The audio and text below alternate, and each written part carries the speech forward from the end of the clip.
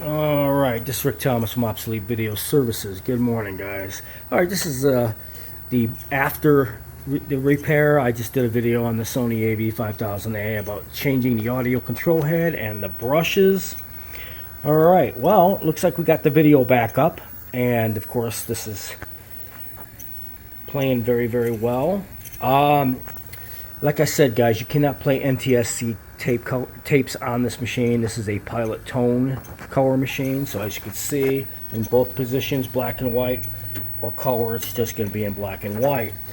I do not have a Sony Av-5000A test tape for color, but I do know that this does not play color because the modulation board the modules are shorted out. I do not have any, so like I said, there's parts for this machine I seriously do need.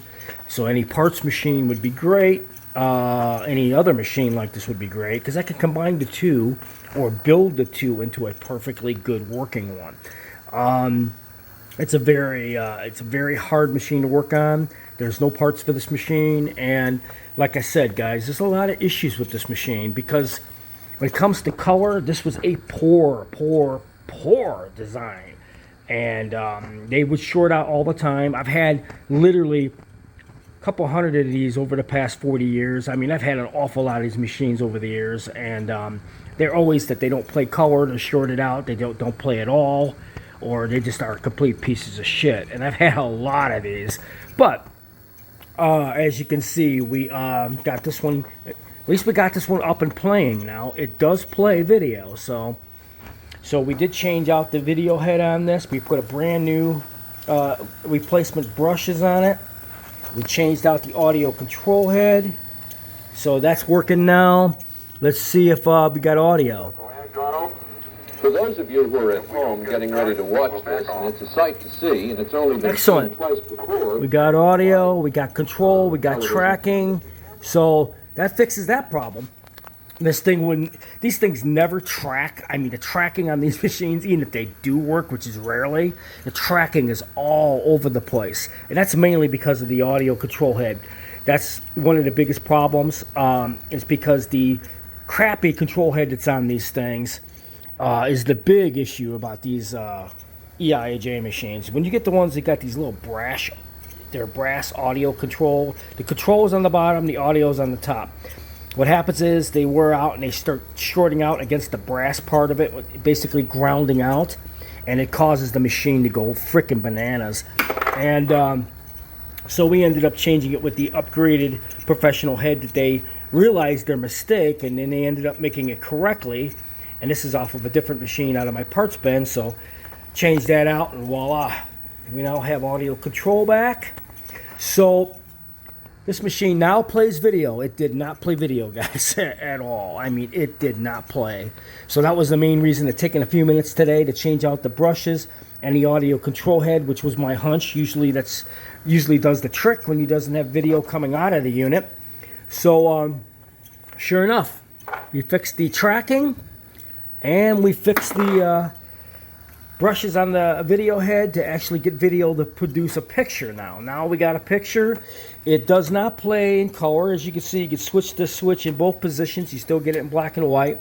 This is an NTSC recording. It's not a pilot tone recording. If I had one of those tapes around, I would show you an example of that. So it does not play color, and on top of it, can't play color anyways because the color modules on this modulation board for a fact are shorted out. Because I did play a pilot tone tape on this a couple months ago. A customer sent me, and I did it on my other machine, but this one would not play color at all. So I know it was the color modules. I've worked on these, hundreds of these over the years. I know the machine very, very well. There's an awful lot of mistakes that this machine has, but I'm going to try to fix a lot of these mistakes with the parts I have on hand. I do need donor machines badly, so hopefully I'll get a donor machine, or you know, if anybody has these sitting around and not using them, I can make perfect working ones and exchange. I could do free transfers, whatever it would be, do some free work for you. If you happen to buy one of these and you're going to give it to me as a donation, you know, and you have to actually end up buying it or whatever, let me know. I can give you free work for the machine. free transfers, whatever, just for your trouble, and I appreciate very much for the donation. But anyways, we're getting our second unit up, starting to anyways. We now have video, we got good tracking, and got a video head and brushes were installed, so now that's all fixed, and we now got audio coming out of it. 30. Good. It's a good sign. So that means all I got to do is cannibalize another machine or two or whatever and replace this entire demodulation board in front. Hopefully, cross my fingers, the filter modules in the front of it are not shorted out. And because there's no way of building those. There's no circuit design for it. There's no nothing. So there's no way of actually replacing those. You have to have the originals. So other machines, if you guys want to donate machines, this particular model or the Av-5000A or 5000, if this is something you buy or whatever and want to donate to me, I'd be willing to give you free work in exchange for the machine for parts. So hope you guys enjoyed this. Making good progress on it. At least we got it playing video now. This is one thing it did not do. I've been wanting to get to this one for about a month now. So we replaced the brush and the video heads and the audio control head. Now we got video playback, stability, and video. Looking good, and audio. So everything's looking good so far on this unit.